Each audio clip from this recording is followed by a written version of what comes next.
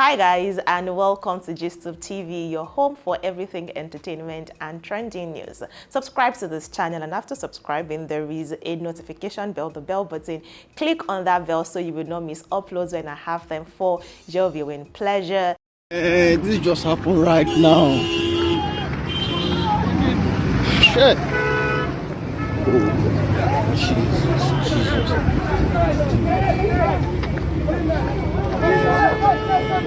What's in the blue they said? Hey. Jesus. Was Professor Yemi Osinbajo involved in a ghastly motor accident today? Well, welcome to this channel. You might have heard or seen or read somewhere that the Vice President of Nigeria, Professor Yemi Osinbajo, was involved in a ghastly motor accident today on his way to the airport.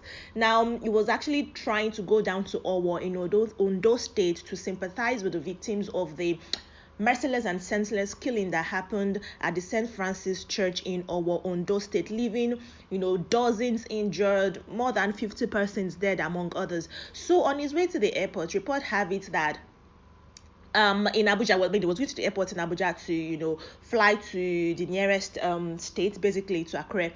Then he was involved in an accident. His convoy himself, you can see people gathering in the video, and you can see some persons being helped into the a waiting ambulance. But what we don't know if it is Professor Yemi Osinbajo that is in that ambulance that is being transported. But the person did should I say the person now, or the username, let's just say the person, right, for the sake of this video, that broke this news goes by the handle Labour Party on Twitter. So people are like, this seems like a fake news. It seems like Labour Party, the Labour Party trying to say something concerning Professor Yemi Osinbajo to cause panic among Nigerians, because if our incumbent vice president is involved in a ghastly motor accident and we don't know his health status, that's a lot of panic, especially with his political ambition and Tinubu's involvement. Now, if you're familiar with Nigerians' political terrain, you would know that Professor Yemi Osinbajo declared his interest, picked a nomination form for the All Progressive Congress, the political party that saw him become the vice president, with his boss being Muhammadu Buhari, the incumbent, the seventh president, right? And he picked that form. Several other persons, about 25 other persons, picked that nomination form.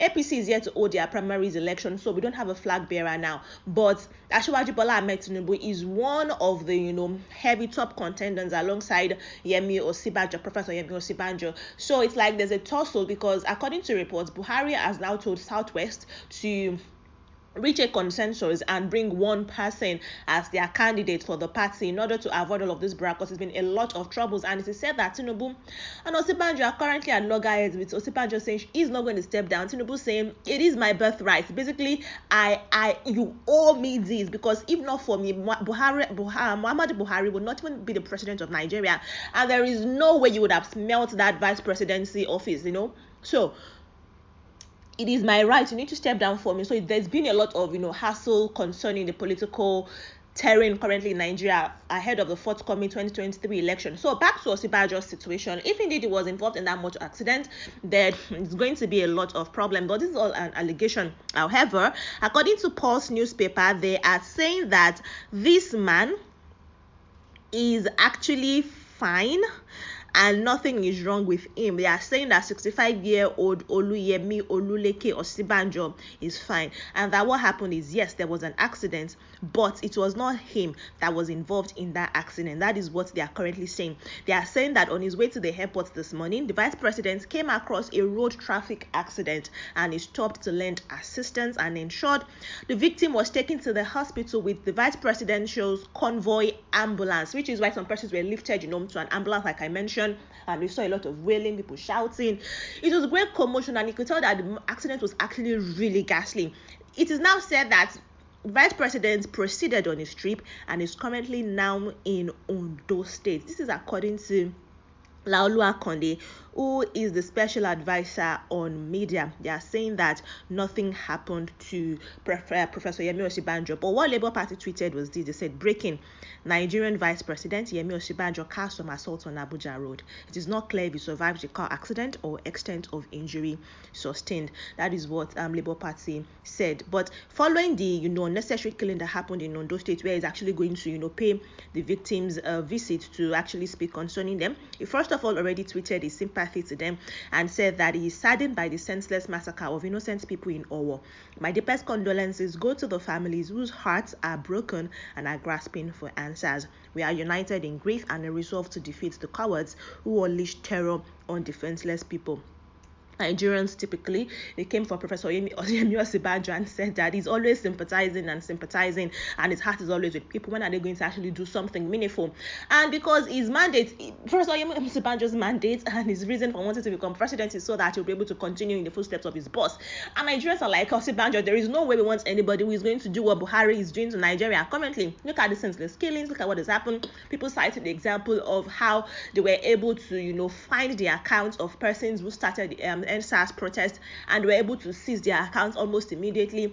They were able to do a lot of things when it comes to things that concern them as a government, but they are unable to identify terrorists. They are able to rehabilitate suspected Boko Haram terrorists, and they gave them clothes and cooked jollof rice for them. This is what people are saying on the streets of Twitter, and they are saying that this government plus Buhari plus Osinbajo needs to go. However, people do not also want Tinubu. People are saying that Tinubu's sense of entitlement is what is going to be his downfall, and that Buhari and the current government are not in support of anything that he is doing currently. So it's a lot of hustle and tussle, but of course we are glad that the vice president is doing fine regardless of anything. We do not want this man to die in office or even sustain the meanest injury in office, because this is not the first time something like this happened. Sometime in 2020, when he was trying to he was also on air, actually his helicopter suffered some kind of damage and had to crash land. But we are glad that Yemi Osinbajo is fine, because if not, there would have been a lot of brouhaha concerning this on the internet. But let's talk some more concerning him, his political ambition, and how he got into politics, because he is a pastor of the Redeemed Christian Church of God, and how he got into it. Now, this man was born on the 8th of March 1957. He is a lawyer, a professor, a politician, is the 14th and the current vice president of Nigeria. He's been in office since 2015. Of course, you also know that he has at the time served as the Attorney General of Lagos from 1999-2007. So this man is a SAN, the Senior Advocate of Nigeria. It was in April 2022 that he announced his intention to run for the APC nomination for president in the 2023 presidential election. Yes, now this man is married to Mrs. Oludapo Osinbajo, and they have 3 children. This woman is the granddaughter of the legendary Obafemi Awolowo. Yes, that's the granddaughter. Osinbajo is married to his granddaughter. He attended University of Lagos for his law degree, then the Nigerian Law School, before proceeding to the London School of Economics, and so he has an LLM there.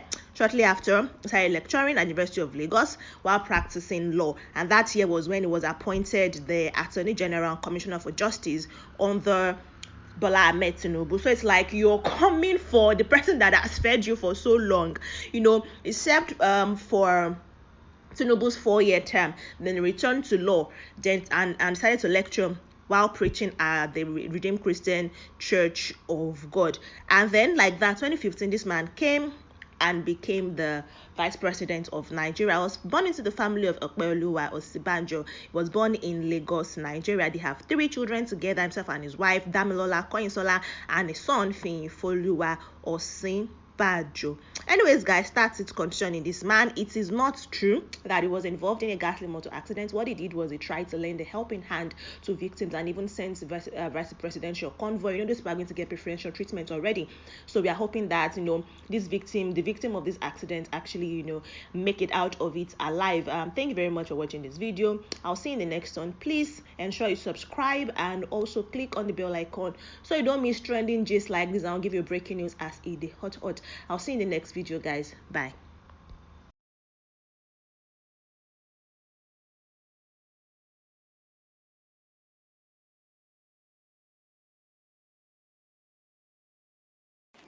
Subscribe to GISTUBE TV. And my name, Jude Chukwuka.